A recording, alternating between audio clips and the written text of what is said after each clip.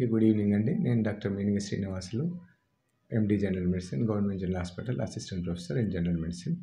ఈరోజు మనము డిస్కస్ చేసేది మనకు March 13th no smoking day అంటారు.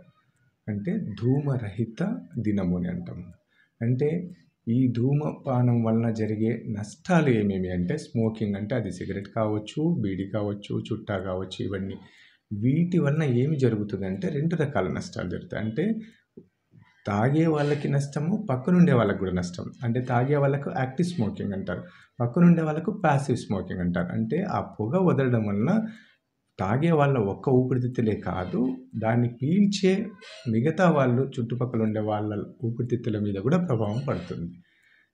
వీటిని ఎలా కంట్రోల్ చేసుకోవాలి అంటే ఈ నష్టాలు ఏమేమి ఉన్నాయని తెలిస్తే వాళ్ళు కంట్రోల్ చేసుకుంటారు. అంటే ఈ బీడీ కానీ సిగరెట్ కానీ తాగడం వలన మనకు ఫస్ట్ మనం పీల్చినప్పుడే దానికి నోట్లోకి పోతుంది. అంటే వేడి, మామూలుగా చాలా ఎక్కువ వేడి, ఆ పొగ అది మన శరీరం దాన్ని తట్టుకునేంత శక్తి ఉండదు. అంటే కంటిన్యూస్గా వీళ్ళు స్మోక్ చేయడం వలన దానివల్ల నోటి క్యాన్సర్ వస్తుంది మనకి.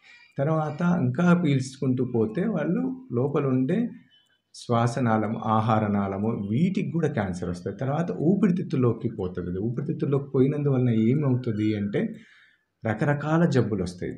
చాలా వరకు ఏవేవి వస్తాయి అంటే ఇన్ఫెక్షన్స్ కామన్గా వస్తుంది. అంటే ఈ ఊపిరితిత్తు యొక్క కెపాసిటీ డౌన్ అయిపోతుంది. దాంట్లో ఉండే రక్షణ కణాలు అనేది ఈ వేడి వలన, ఈ పొగ వలన దెబ్బతింటాయి. కాబట్టి దాన్ని మనం కాపాడుకోవాలి అంటే ఈ స్మోకింగ్ అని వదిలేయాలి. ఏమేమి నష్టాలు వస్తాయి ఈ స్మోకింగ్ వలన అంటే అల్సర్ వచ్చి, అంటే స్టమక్లోకి పోయి గ్యాస్ ట్రబుల్ అనేది కామన్గా మనకు తెలిసినది, అది ఒకటి వస్తుంది. తర్వాత లంగ్స్ కామన్ మనకు తెలిసినది, సిఓపిడి చేంజెస్ అంటాము. ఎక్కువ భాగము ఈ వాతావరణం మార్పులు అయినప్పుడు ఇంకా ఎక్కువ వస్తుంది. తర్వాత ఎక్కువ ఇంకా నష్టం అంటే క్యాన్సర్ వస్తుంది వీళ్ళకి. తర్వాత క్యాన్సర్ కొంచెం వరకు చాలా ఇబ్బందికరమైనది. ఇంతకుముందు మగవాళ్ళు మాత్రమే స్మోకింగ్ చేసేవాళ్ళు, ఈ మధ్య ఆడవాళ్ళు చేస్తున్నారు. దానివల్ల ఏమేమి నష్టం అవుతుందంటే మగవాళ్ళకు వచ్చే దీంతో పాటు గర్భస్రావం అనేది కూడా ఎక్కువ జరుగుతుంది. అంటే పిల్లల ఎదుగుదల కూడా తక్కువ అవుతుంది. కడుపులో ఉన్నప్పుడు ఫీటస్ అంటాం, అది వాళ్ళ డెవలప్మెంట్ కూడా తక్కువ అవుతుంది అనమాట. సో చాలా వరకు ఈ స్మోకింగ్ అనేది అవాయిడ్ చేయగలిగితే ఇవన్నీ కూడా రోగాలు అనేది రాకుండా మనం జాగ్రత్తలు తీసుకోవచ్చు. అంటే వీటిని ఎట్లా కంట్రోల్ చేసుకోవాలి అంటే ఫస్ట్ మనకి మోటివేషన్ ఉండాలి. అంటే మనం ఆపాలి అనేది మన మనసుకి అనిపించాలి. మనం అది అనిపిస్తేనే అప్పుడు రకరకాలుగా మనం ట్రై చేయొచ్చు. ఫస్ట్ మనలో మార్పు రావాలి. అంటే మన ఆరోగ్యము మనకు ఇబ్బంది పడుతున్నాం కాబట్టి మనం కంట్రోల్ చేసుకోవాలి. దానికి ఏమేమి చేసుకోవాలి అంటే డాక్టర్ దగ్గరగా వెళ్తే కానీ డాక్టర్ కొన్ని సజెషన్స్ ఇస్తారు వాటికి. అంటే ఎలా అంటే స్మోకింగ్ అయితే వెంటనే ఆపేయాల్సిందే. దానివల్ల కొంతమందికి ఇబ్బంది అనేది ఎదురవుతుంది. సో దాంట్లో ఉండే నికోటిన్ అనేది ఉంటుంది కదా, అది ప్యాచెస్ అని ఉంటాయి. అంటే స్కిన్ మీద అతికించుకోవచ్చు. కొన్నిసార్లు చూయింగ్ గమ్ లాగా కూడా ఉంటాయి, అవి దొరుకుతాయి చాక్లెట్స్ లాగా. అవి కొంతవరకు దీని ప్రభావంని, అంటే కొన్ని రోజుల వరకు వీళ్ళు దానికి అడిక్ట్ అయింటారు కదా, చాలా వరకు అది కొంచెం స్లోగా తగ్గించుకుంటూ రావడం జరుగుతుంది. సో వీటి వలన పెద్దగా ఈ నికోటిన్ ప్యాచెస్ వలన కానీ, నికోటిన్ చాక్లెట్స్ వలన కానీ ఏమంత పెద్ద సైడ్ ఎఫెక్ట్స్ అయితే ఏమి ఉండవు.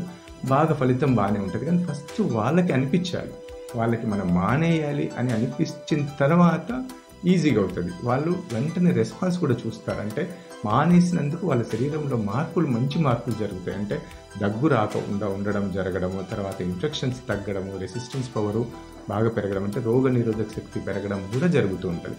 కాబట్టి ఎట్టి పరిస్థితుల్లో కూడా సమాజానికి కానీ మనిషికి కానీ ఈ స్మోకింగ్ అనేది చాలా హార్మ్ఫుల్.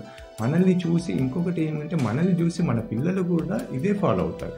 అంటే తల్లిదండ్రులని రోల్ మోడల్గా తీసుకుంటారు పిల్లలు ఎప్పుడు కూడా. సో అది సొసైటీకి, మన ఈ జనరేషన్కి అంతా కూడా అది కూడా ఇబ్బందికరమే. ఎందుకంటే వాళ్ళు అది ఫ్యాషన్ లాగా అలవాటు చేసుకొని తర్వాత దాంట్లో అడిక్ట్ అయిపోతారు.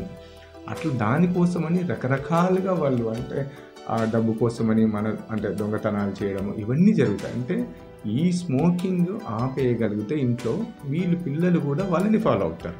సో దానివల్ల చాలా వరకు వాళ్ళ ఆరోగ్యము మంచిగా ఉంటుంది, తర్వాత పిల్లల గ్రోత్ కూడా బాగుంటుంది. కాబట్టి వీళ్ళు బాగుంటారు, సమాజం బాగుంటుంది వీటి వల్ల.